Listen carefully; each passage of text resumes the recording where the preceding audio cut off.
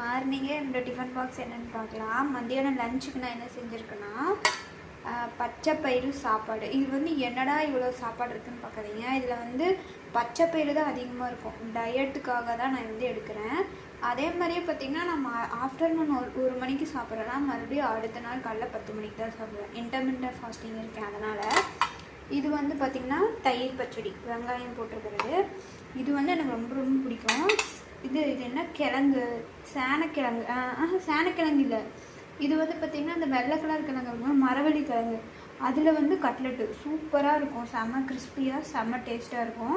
அதனால் வந்து நான் வந்து கட்லெட் எடுத்து வச்சுருக்கேன் 4 பீஸ். இதுக்கு வந்து கெச்சப் போட்டு சாப்பிட்டிங்கன்னா சூப்பராக இருக்கும். அதுக்கப்புறம் இங்கே பாருங்கள், சுட சுட இப்போ தான் வந்து நான் வந்து போட்டுட்ருக்கேன்.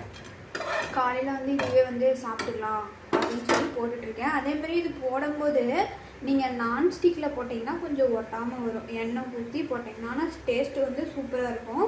பாருங்கள், அடிக்கு 1 போட்டு வச்சுருக்கேன், 3 சாப்பிட்டுக்குவேன். அவ்வளோதான், முடிஞ்சிச்சு. அதுக்கப்புறமேட்டு நான் வந்து உங்களுக்கு அடுத்தடுத்த வீடியோவில் வந்து என்ன நடக்குதுன்னு சொல்கிறேன்.